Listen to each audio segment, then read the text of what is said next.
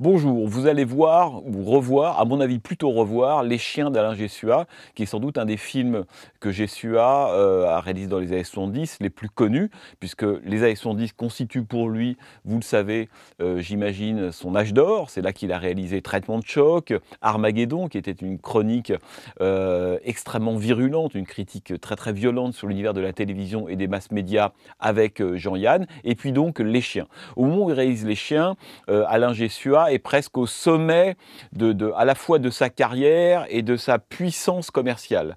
Non pas que Gessua ait eu de la facilité à faire ses films, il a toujours dit que ça a été relativement compliqué, parce que c'est un cinéaste qui est un peu en marge, qui s'attaque souvent à des sujets, on pourrait dire, un peu tabous, un peu compliqués.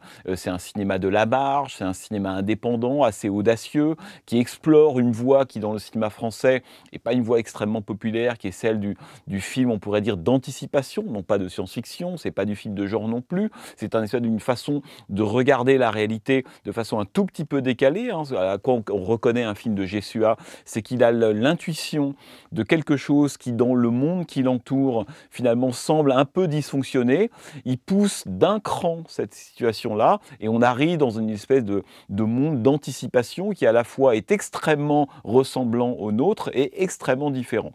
On pourrait dire de Gessua, de ce point de vue-là, que c'est un des rares cinéastes visionnaires, en tout cas quelqu'un qui avait une sorte de préscience comme ça de ce qui allait arriver.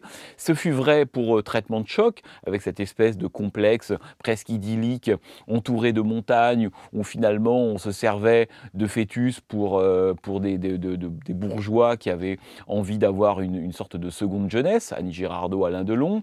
C'est vrai d'Armageddon, qui anticipait la tyrannie, l'effet de meute, ce qu'on pourrait appeler aujourd'hui les réseaux sociaux, la bêtise produite par la culture de masse et le capitalisme industriel. Et puis c'est à nouveau vrai pour Les Chiens en 79, puisque vous le savez sans doute, Les Chiens racontent l'histoire d'une toute petite ville, et cette ville à l'époque c'est Marne-la-Vallée qui vient à peine d'être construite. On est entre le début de la construction de Marne-la-Vallée et l'arrivée de Disneyland. C'est pas du tout le Marne-la-Vallée tel qu'on le connaît aujourd'hui. Une espèce de petite ville sortie comme ça de terre, dans la banlieue de Paris, avec ces immeubles géométriques, au ton pastel. C'est à la fois extrêmement mignonnet, extrêmement cute, comme diraient les Américains, et extrêmement inquiétant. Et ça, c'est la qualité de Gessua, notamment dans Les Chiens, c'est de tirer un formidable parti des décors et de cette espèce de ville nouvelle, ville neuve, qui ressemble à la fois à on pourrait dire, à une ville fantôme et à une ville témoin. On est vraiment dans cet univers-là. D'une certaine façon, l'angoisse et la dimension anxiogène du film, avant même de savoir de quoi le film va parler, avant même de voir arriver les chiens du titre, est contenu dans la façon dont Gessua filme le décor de Marne-la-Vallée à ce moment-là. On est très très loin de la banlieue, par exemple, telle que Éric Rohmer, dans L'Une de la pleine lune, va la filmer, cet endroit un peu gentillet, plutôt amène, avenant, cette espèce de sentiment d'un petit village aux frontières de Paris. Là, pas du tout, c'est la déshumanisation que filme en permanence Alain Gessua, qui est un de ses thèmes favoris. Donc Les Chiens racontent tout simplement l'histoire dans cette petite ville d'une petite population regroupée autour de quelques figures, un pharmacien, un maire, un homme qui est une sorte de gourou un peu local, un homme d'affaires, joué par Gérard Depardieu, que vous voyez derrière moi, qui s'appelle Morel. Et l'homme a mis au point une petite entreprise de dressage, d'élevage de chiens, qui seront des chiens de défense, puisque dans cette petite ville, les gens ont peur de se faire agresser la nuit, ont peur d'être violés, ont peur des étrangers qui sont dans les parages, ont peur de cette communauté de Sénégalais qui vit un peu en autarcie.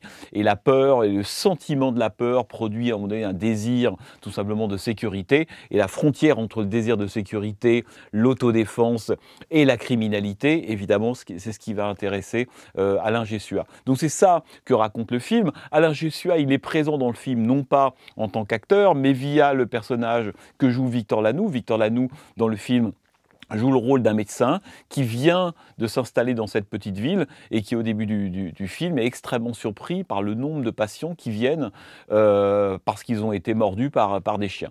Donc la quantité de morsures qu'il doit soigner, en fait, va le mettre sur la piste d'un fonctionnement un peu étrange de cette ville et sur la piste de Gérard Depardieu. Alors, Lanoux, c'est Gessua parce qu'il incarne cette espèce de personnage candide qu'il y a dans la plupart des films d'Alain Jeshua, cet homme qui regarde de loin, en spectateur, en agissant relativement peu sur l'action, et c'est assez fascinant qu'on voit les chiens, combien finalement Victor Lanoux est plus un spectateur finalement de cette espèce de petit monde que décrit Jeshua qu'un acteur de ce monde-là. Il a relativement peu d'influence sur le récit, il est comme Jeshua, le témoin de quelque chose qui ne marche pas dans cette société et dans notre société. Il faut rappeler qu'en 79, la question des chiens, d'autodéfense, etc. était totalement nouvelle. Elle arrivera au cœur de l'actualité des années plus tard, parce que je ne sais pas si vous vous souvenez, mais la question des Malinois, des Rottweiler a défrayé la chronique quelques années plus tard. Certaines races ont même été interdites d'élevage et de possession en France. Donc le film a, comme la plupart du temps chez Jeshua, une sorte de coup d'avance. Alain Jeshua, c'est quelqu'un qui a réalisé peu de films, une dizaine. 63, La vie à l'envers, son premier film, petit budget avec Charles Denner, d'ailleurs un des films dont Martin Scorsese a dit le plus grand bien à plusieurs reprises. Et puis il réalisera Jeu de massacre en 67 et arrivera donc, on pourrait dire, sa décennie fastueuse avec Armageddon, Traitement de choc, et puis Les chiens qui clôt ce moment d'âge d'or. En 82, il tournera Paradis pour tous, autre film d'anticipation sur l'obligation d'un espèce de bonheur général. C'est l'époque du règne de la publicité, de Jacques Séguéla et de tous ses épigones. Et ça sera d'ailleurs le dernier rôle de Patrick Devers, puisque Patrick Devers se suicidera pendant le montage de Paradis pour tous. Donc revoyez Les chiens, à mon avis un des films les plus saisissants réalisés par Alain Jeshua, et surtout un des derniers films de ce cinéma qu'on appellerait le cinéma du milieu, de ce cinéma français ça va être à la fois, on pourrait dire, populaire, prendre des formules génériques et en même temps raconter quelque chose de l'époque et de la France. Et Jeshua est sans doute, à mon avis, un des exemples les plus emblématiques de ça. Depardieu, Victor Lanoux, Nicole Calfan, on pourrait dire la sœur d'armes d'Alain Delon, avec laquelle elle a souvent tourné. Nicole Calfan, Alain Delon, ça a été une relation artistique extrêmement importante. Vous allez aussi avoir, vous le verrez au cours du film, d'autres acteurs qu'on retrouverait dans beaucoup de films français. Mais c'est à mon avis un des films les plus passionnants d'Alain Jeshua. Et Les chiens, il faut rappeler tout simplement que le titre renvoie évidemment aux différents animaux qui seront présents dans le film. On imagine, et vous le verrez dans les bonus, que le tournage a parfois été dantesque, que les acteurs ont été moult fois mordus par les chiens parce qu'ils avaient affaire à des chiens qui étaient dressés pour attaquer, et un chien n'a qu'un seul maître. Mais les chiens, quand on voit ce que raconte le film, c'est peut-être aussi, et peut-être encore plus, certaines personnes ou certains habitants de cette petite ville qui, au bout d'un moment, pour éradiquer l'altérité, et l'altérité, dès qu'on commence à la penser, on voit bien qu'elle peut prendre des formes différentes. Ça peut être une couleur de peau, une façon de penser, un jeune, la contre-culture et tout ce qui est différent de soi, et c'est ce basculement qui intéresse évidemment Jeshua. Et les chiens sont peut-être ceux qui justement s'organisent en meute, et ce sont peut-être plutôt les humains. Bonne projection.